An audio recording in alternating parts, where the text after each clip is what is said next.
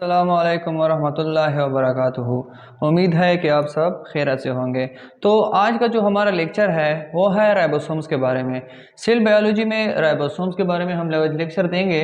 तो राइबोसोम्स की हम फर्स्ट डिस्कवरी देख लेते हैं। डिस्कवरी किसने की थी? जॉर्ज ई पलाडे।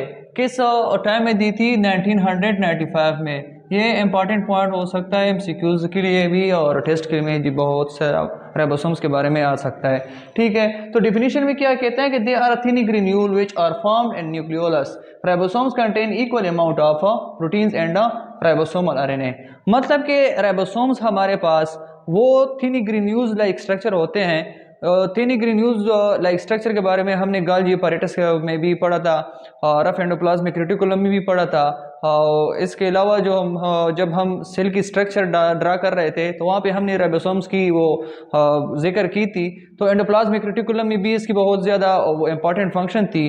तो ये क्या था कि हम वहाँ भी हमने डिस्कस किया था कि ये थिन ग्रेन्यूल लाइक स्ट्रक्चर होते हैं। मतलब कि ये बहुत ही छोटे छोटे ग्रेन्यूल होते हैं, स्ट्रक्चर होते हैं जिसमें हमारे पास इक्वल अमाउंट ऑफ, मतलब कि हमारे पास इसमें जो राइबोसोमल आरएनए और प्रोटीन्स होते हैं उनकी तादाद इक्वल होती है। ठीक है, तो they are found in prokaryote and eukaryote. मतलब कि ये क्या है कि ये दोनों में प्रेजेंट होते हैं। मतलब कि इसका फंक्शन जो है वो दोनों में सेम है। मतलब कि ये दोनों में प्रेजेंट होता है, प्रोकैरियोट में भी और यूकैरियोट में भी।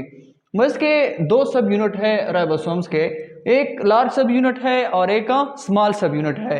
पहले हम डिस्कस कर देते हैं कि इसके प्रोकैरियोट में जो सब यूनिट्स हैं और यूकैरियोट में जो सब यूनिट है उसको डिस्कस करते हैं। तो प्रोकैरियोट में जो इसके सब यूनिट्स हैं वो क्या है? 70s है और यूकैरियोट में क्या है?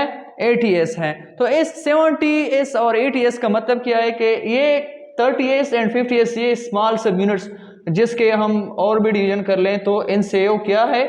बने हुए हैं। ये इंपॉर्टेंट है, ये सीखने के काबिल है कि मतलब कि ये बंदा जान ले कि ये क्या होता है। ठीक है, तो इसके बाद अगर हम स्ट्रक्चर देख लें कि ये स्मॉल सब यूनिट क्या है, हमारे पास लार्ज सब यूनिट है। ये दोनों ये हमारे पास मतलब कि जिसके जो प्रोकैरियोट में होते हैं वो स्मॉल सब यूनिट्स मतलब कि 70s वाले जो होते हैं। ठीक है, और ये क्या है? 80s वाले। ठीक है, जो हमने पढ़ा था कि हमने स्ट्रक्चरली जब देखा था एंडोप्लाज्मिक रेटिकुलम में और सेल की जो स्ट्रक्चर थी वहाँ पे इनकी स्ट्रक्चर ऐसी थी। जब हम इसको जूम कर लेते हैं तो उनकी स्ट्रक्चर इस तरह होती है। एक होता है स्मॉल सब यूनिट और एक होता है लार्ज सब यूनिट। ये राइबोसोम्स की स्ट्रक्चर है। ठीक है, तो इसके बाद अगर हम फंक्शन की बात करें कि राइबोसोम्स का फंक्शन क्या है, तो राइबोसोम का फंक्शन मेनली ये जो इन्वॉल्व होते हैं ये प्रोटीन सिंथेसिस में इन्वॉल्व होते हैं। हमने एंडोप्लाज्मिक रेटिकुलम में भी पढ़ा था कि प्रोटीन सिंथेसिस में इन्वॉल्व होते हैं। इसके अलावा गोल्गी बॉडीज में ये जो वेसिकल्स होते हैं बाद में वो वेसिकल्स प्रोटीन को फोल्डिंग और सॉर्टिंग में भी हेल्प करते हैं। ये इसका था, इसका फंक्शन था। तो इसका राइबोसोम्स का ओवरव्यू किया है। ओवरव्यू का मतलब है कि इसका खुलासा किया है। तो इसका खुलासा ये है कि राइबोसोम्स हमारे पास एक तीन ग्रेन्यूल लाइक स्ट्रक्चर होता है इस जो कि जिसमें प्रोटीन्स और राइबोसोमल आरएनए जो होता है उसकी अमाउंट इक्वल होती है।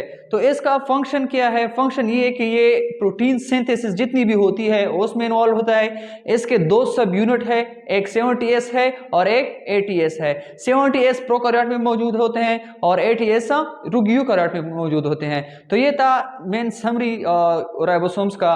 तो उम्मीद है कि आपको ये लेक्चर पसंद आ गया हो। अगर आपको ये पसंद आ गया हो तो प्लीज़ लाइक, शेयर और कमेंट कीजिएगा। Thank you so much. अल्लाह हाफिज़।